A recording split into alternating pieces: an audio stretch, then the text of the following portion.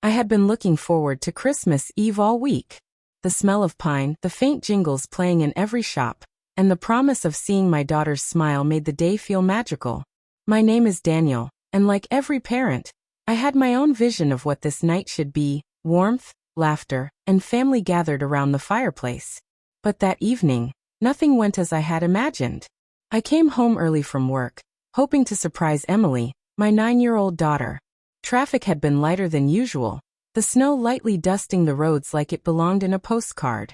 My heart swelled with excitement, imagining her running to the door with her little mittened hands, squealing in delight at my early arrival. I parked outside the house, taking a deep breath, savoring the moment. But when I opened the front door, the warmth I expected wasn't there. The house was silent. Empty. Not a single flicker of light in the living room. Not a sound of laughter or the smell of cookies baking. A cold chill ran down my spine. Something felt wrong. I stepped onto the porch, my eyes scanning for any sign of life. That's when I saw her, Emily, standing outside in the bitter cold, coat zipped up tightly, hat pulled down low, hands tucked under her arms. She wasn't smiling. She wasn't waving. She was alone. Panic gripped me. My mind raced. Where was my wife? Why was my daughter outside in this weather? I hurried down the steps, my boots crunching against the thin layer of frost, calling her name. Emily, what are you doing out here? My voice cracked slightly, a mixture of fear and anger. She looked up at me with tear-streaked cheeks, eyes wide but silent. Every instinct screamed at me that something had gone terribly wrong. The snow continued to fall, settling on her small shoulders as if mocking the emptiness around us.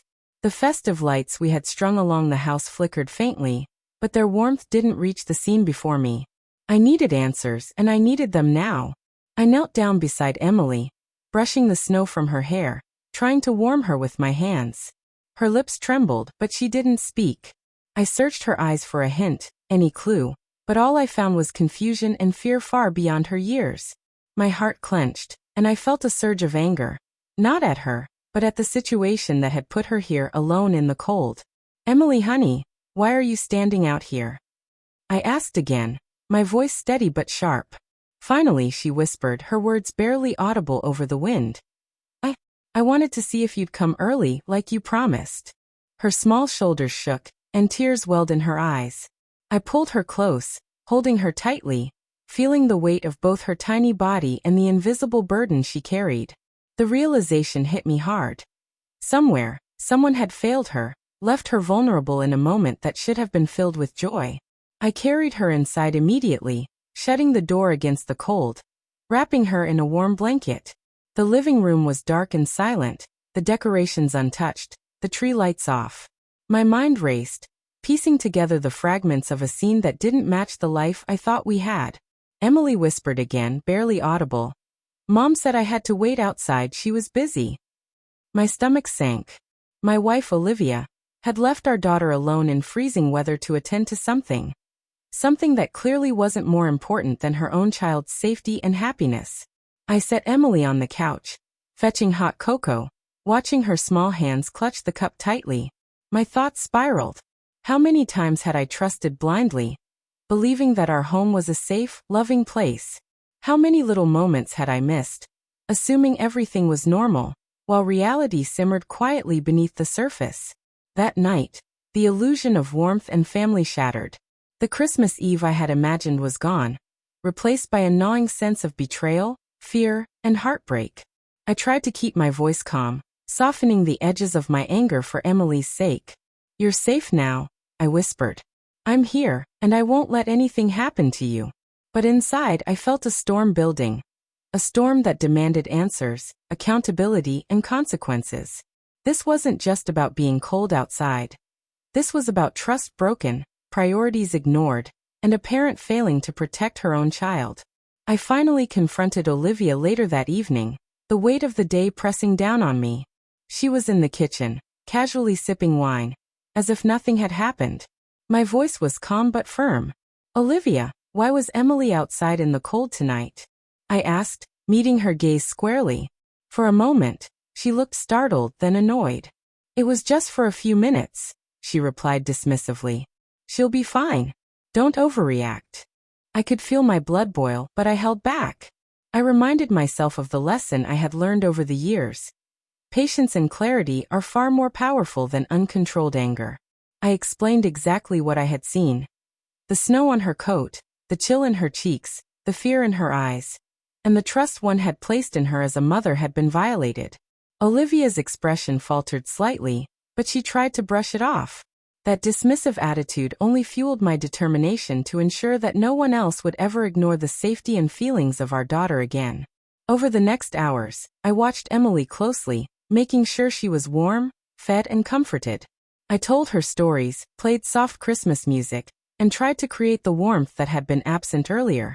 She clung to me, whispering little fears and questions, and I reassured her as best as I could.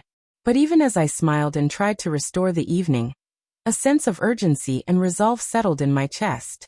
This wasn't just a momentary lapse. It was a pattern, a reminder that sometimes the people we trust most can fail us, and when they do, action must be taken, not out of malice, but out of necessity.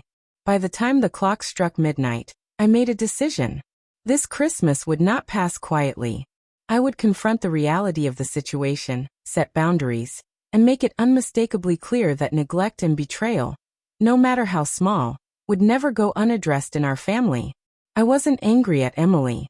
She was innocent, unaware of the deeper tensions. My anger and disappointment were reserved for the person entrusted with her care, the person who had let her stand alone in the cold while pretending everything was normal. That night, as Emily drifted to sleep in her warm bed, I sat by the window, staring at the softly falling snow, my mind racing with plans to protect her, to restore trust, and to confront Olivia in a way that would be unavoidable. This was not just about one Christmas Eve. It was about every moment, every choice, every failure to prioritize the well-being of a child over convenience, distractions, or negligence. The storm inside me mirrored the storm outside, both impossible to ignore. The next morning, Christmas Day, I made sure Emily's day was everything the previous night hadn't been. I baked cookies with her, helped her decorate the tree, and watched her face light up with genuine joy. Her laughter, finally free of fear and loneliness, reminded me of why I had to take a stand. This was about more than punishment. It was about ensuring she felt safe, loved, and seen.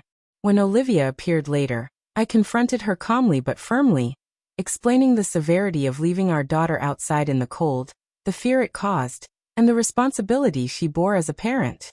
I made it clear that neglect would never be tolerated again, that actions had consequences, and that trust once broken required effort and accountability to repair. Emily watched quietly, her small hands clutching mine, and I knew she understood, in her own way, that she mattered, that her safety and happiness came first. That day, I didn't just give her warmth. I gave her validation, protection, and the knowledge that no one would ever disregard her again. The house was filled with love, laughter, and hope, finally matching the vision I had held for this Christmas. And as I watched her play, I realized that confronting the truth, even when uncomfortable, had restored the true spirit of the season.